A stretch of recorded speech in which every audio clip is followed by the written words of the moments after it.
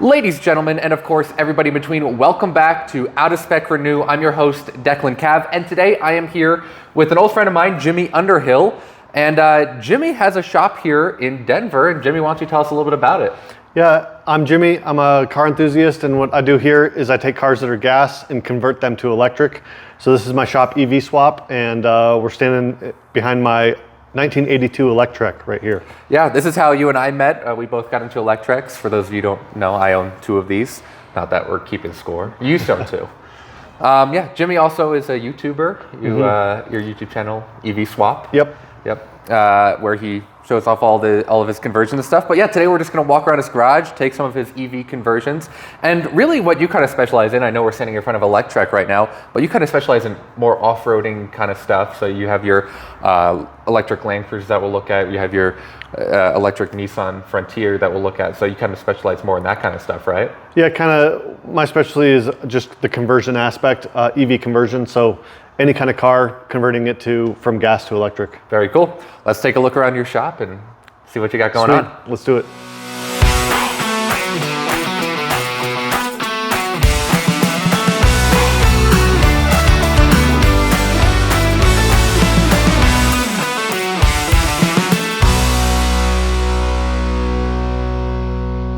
All right, so the first conversion that you've done here is a Land Cruiser, so tell us about this. Yep, this is my 1996 Toyota Land Cruiser, and this was the first conversion I did just to kind of explore what's possible with an EV conversion. It's just a big 4x4. I've taken it all over Colorado and Utah, taken it to Moab, and I've done Hell's Gate and a bunch of trails out in Moab. So it's full-time four-wheel drive. I've got the electric winch on there, the 33-inch Nitto tires, and it's got a 4-inch suspension lift, differential locker, all the stuff that you would want. I'll go ahead and pop the hood for you. Yeah.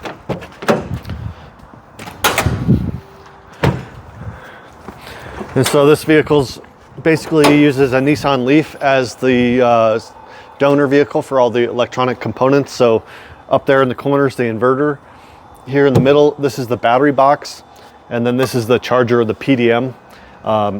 So basically all the EV stuff happens under the hood here. That's really cool. And because it's a Nissan Leaf system under the hood, I noticed that you have CHAdeMO here. So do you get fast charging on this? Yeah, we can do CHAdeMO fast charging, or we've got the level 2 going right now. And we've got the 30 kilowatt hour battery. So the battery's on the smaller side, but it's plenty to go. Cool. What kind of range do you get on it with this battery pack? About 80 miles, depending on how you drive, which is probably about half of what the Nissan Leaf could get with the same battery. Yeah, for sure. And so, I mean, for off-roading, that's more than perfect. What's horsepower torque numbers? It's about 100 horsepower and 200 foot-pounds of torque. How does that treat you off-road? That's plenty. When you're off-road, it's way more than enough. But if I wanted more power, I can just swap the inverter and get up to 215 horsepower. Yeah, for sure. Where do you keep the batteries in the car? Right here, this is the battery box. So those are all the batteries right there? Yep, this is the full stack. You can see it goes pretty deep down, about 18 inches. On the side here is the contactor box. So that has the contactor and the fuses and things like that. And then all the modules, the cells are inside this box here. Very cool. All right. Do you want to take this one for a quick drive? Sure, let's do it. Let's do it. All right, so we're inside the car. It's just a normal Land Cruiser in here, except we don't have the automatic transmission shifter. We've got our drive, neutral, and reverse buttons here. These switches currently don't do anything, but they'll be accessories in the future.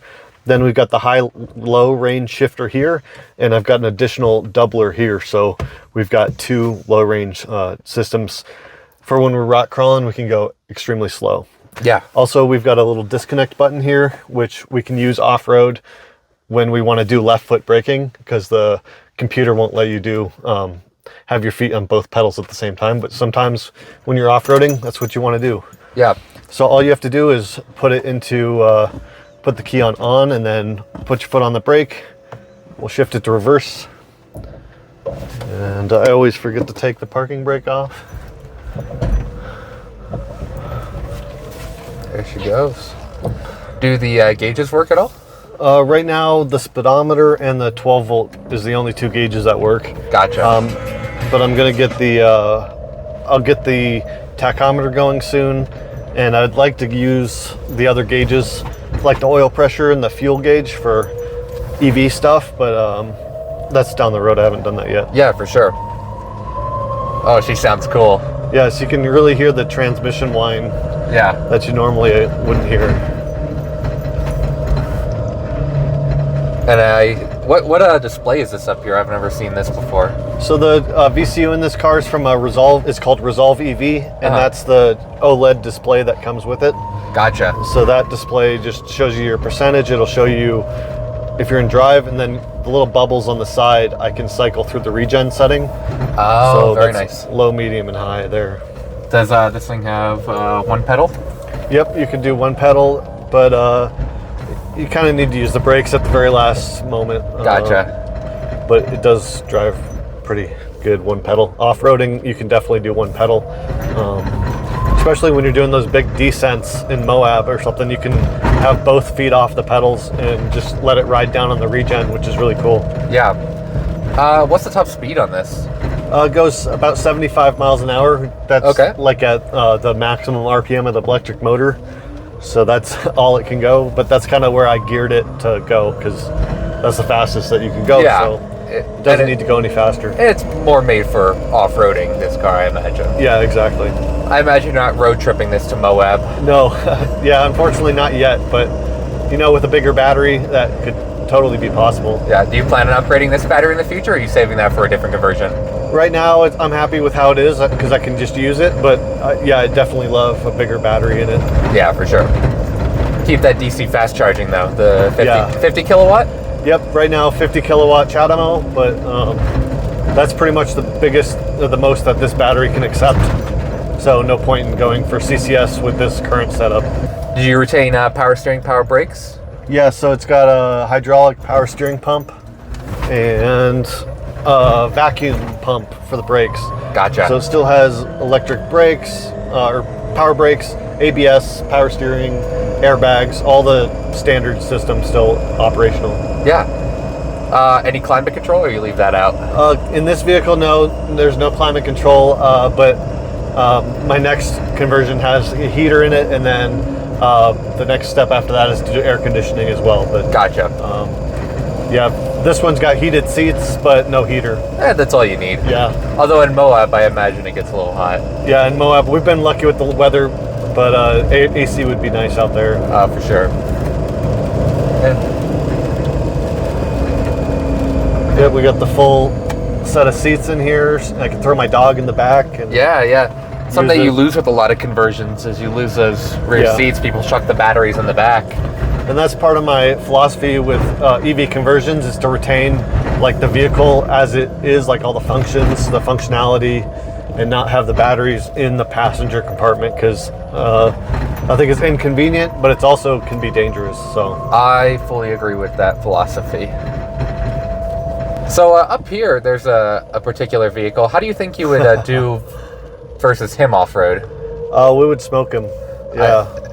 I think he might shut down before he even got off-road. Yeah, there's no question the Land Cruiser would be able to do tons of obstacles that thing would fail. No offense to the Cybertruck, but full offense to the Cybertruck. Also on top of the Land Cruiser here is some solar. I imagine this charges the 12-volt system? Yeah, it's hooked up to the 12 volt currently, but I can actually plug it into a solar battery that I keep in the back, and then that I can actually charge the vehicle off of. Very cool. Yeah. Nice, I'd love to see it. All right, so this is a card that I'm very familiar with. I've kind of built my entire personality around these things. But why don't you tell us a little bit about it? I do enough talking about these as is on my own channel. Yeah, this is my 1982 Electrek. This is I think one of the last cars that they built probably at that company. It's in the process of being fully restored. I've already done the brakes, suspension. It has a brand new motor from back in the day that's just been kept at Jim McCullough's house, who's probably been featured on the channel. And we rebuilt the controller, we got it running. So it's running and driving, but it needs a little bit more work. We got it back from the fiberglass specialist, so we got a brand new paint job on it. All the body work is done. This used to be kind of cracked and full of chips, and there was some dents and bruises, but now it's all brand new paint. So the next step is we're going to do the interior and put some lithium batteries in it and drive it around like Declan does. So you are currently just running it on a test pack, right? Just some lead acids that you picked up? Yeah, some old lead acid batteries, and actually they're completely dead right now. So yeah, that'll happen. You want to pop the hood and we can talk about a little bit what's going on under here, kind of see some more vintage EV parts before they were mass manufactured. So it's a little dusty from the fiberglass guys, but that's the Volkswagen transmission. The General Electric motors made it to it. 32 horsepower. I don't remember the torque number. I should probably know that. I think it's like 30 torque or 50 maybe. And then here's the throttle box, so that's where the potentiometers are. The charger's here. What happened to what happened to your charger? It was like that when I got it, and I don't know, somebody cut a hole in it. So there's maybe a circuit breaker that they were resetting or something. I got a different one in my garage if you want that. Possibly. One without a hole in it. I think I'm gonna just go aftermarket. That's true. If you're converting to lithium, you might as well. Yeah. Very cool. And then you got the controller connection down here. You can't really see a ton of that. Yep. But I got one sitting on my bench. I can insert some B-roll of what that looks like. Yeah, these things are a pain in the butt though, aren't they? Yeah, but it's so quirky and they're so unique, like nobody's ever seen them before. Yeah, for sure. I drive mine as a daily driver at the moment. And you drive down the road and people honk at you and yell out the window, "What is that?" And I like the technology that they had back in the day, and how it's built with the fiberglass monocoque, and like it was really high tech for the time. This is one of the first production cars with a transistorized motor controller. This was the first production car with regenerative braking. Yep. Not the first. The first was the AMC Amatron concept that did have regen braking, and also some of the older cars from the 20s and earlier. But production-wise, they made around 50 to 75 of these bad boys. Mm-hmm. This one particularly is the hatchback variant. Yep. One of two that I know still exist. So you get the back seats, but you also get the bigger back storage area. And this hatch is actually from a Ford Pinto. Really? That's hilarious. You got your battery box down in there that runs down the length of the car, and if we take a peek inside the car, that becomes very obvious. You can see that massive armrest is where all the batteries sit. You do got back seats. When these are actually pushed all the way back, it does not become very roomy back there. But you got the back seats. You can fit a kid back there, a very small kid. Yeah. I've tried to sit back there before. It's not made for people my size. No, but it is technically a 2+2. Yep. So. And this car, the owner before me actually drove this car as his daily. It has over 30,000 miles on it, which is the highest mileage electric I've ever seen. So. Yeah, higher than either of mine. Yeah. One thing that always blows people away about the Electrek, though, is the fact that it has a manual transmission. Yep. How does that work on an Electrek? If you want to kind of explain the driving dynamics of that. Yeah, I mean, it's a 4-speed manual transmission, identical to the Volkswagen at the time. So you just drive it like a normal manual. You can use the clutch, or you can shift it without the clutch. But of the regen braking. Yeah, and also what's interesting is you could just kind of sit at a stop. You can put it in 4th gear and just kind of drive off from a stop. So you don't really need to shift it ever. No, I usually just put mine in 3rd and leave it there. Yeah. Your dash is actually a little bit different than mine. That's something I've never noticed before. The only difference is your speedometer's inset. Mm-hmm. You got your gauges over here, which are also different than mine. That's very interesting. I've never actually taken too deep of a look in here. My favorite thing in this car is the arm chopper light, which comes on in normal driving. And, I imagine they abbreviated it like that because it's hilarious. Yeah. It's just armature chopper. It's all boring electronic stuff, but it's funny. Chopping the arm off. Exactly. Well, cool. I am jealous of your paint job. Hopefully mine will look this beautiful. You and I will actually both be, I guess we could promote this, at Electrify Expo Denver this year. Yep. You'll be there with your Electrek, and I'll have my 2 Electreks there. Yep, and I'll be at State of Charge too with the conversions as well. There you go. So check Jimmy out at State of Charge and Electrify Expo this year. Yep. All right, and then this is your latest EV conversion. And you're actually doing this for a customer, right? Yeah, this is my latest customer build. So this is a 1998 Nissan Frontier. It's just a little basic two-wheel drive pickup truck. But what's cool about this is it's fully EV, and we used the Nissan Leaf components as well. Let me pop the hood for you, and I'll tell you a little bit about it. So this one is actually a 40 kilowatt hour Leaf base car. So it's got 10 kilowatts bigger than that one. Yep, 10 kilowatt hours bigger, and it's got 150 horsepower versus 100, or that's 110 kilowatts. You can see this is the full Nissan motor stack as it would be out of the Nissan Leaf. Yeah. But instead of being hamburger, we rotated it hot dog, and it's hooked up to the 5-speed manual transmission. Is that the professional terms, hamburger and hot dog? Yeah, absolutely. Yeah. Well, cool. Where are the batteries on this one? So the batteries are back here under the bed, and I'll actually show you. Oh, does this lift up? Yeah, this is the party piece of this truck. Whoa! We got a cool little tilt bed. So under there's the batteries. So half the battery is on each side of the drive shaft in the middle. Very cool. Yeah, not too often you see a electric car battery that needs to go around a drive shaft. I think the only other one I know that did that was Via with the V trucks. Very cool. Very well machined too. Did you do those yourself? Yep. Yeah, those are all aluminum boxes. Nice. Yeah, that's really cool, and you can kind of see it goes under the cab there a little bit. Yeah. Cool. What kind of range do you get on this one? This one, we haven't done a full range test yet, but I'm guessing about 150 miles. That's what I expect. This truck is actually smaller in every dimension than the Nissan Leaf, and it weighs less too. So there you go. So it'll be better than a Nissan Leaf. Yeah, theoretically. And this thing will also be getting DC fast charging? Yep, it doesn't currently have it, but it'll get CHAdeMO as well. I really like what you've done with the grill here. So you've done the grill delete, and under the grill is where you have your charger. There's your J7072, and then this side will house the CHAdeMO. And I turned it on there. You can see the Nissan badge. We took off the Nissan Leaf. And it glows. And it glows when the vehicle's running. Coolant running through the system there. Very cool. What's the top speed on this one? This one should go, I don't know, it should go really fast. 130 miles an hour maybe. Oh gosh, I think that's too fast for this car. It's got the 5-speed transmission, so it's got as much gearing as it can, and it's got 150 horsepower. So yeah, so you kept the manual transmission on this one. Yes. Just like the electric. Yeah, exactly. And this one's a 5-speed.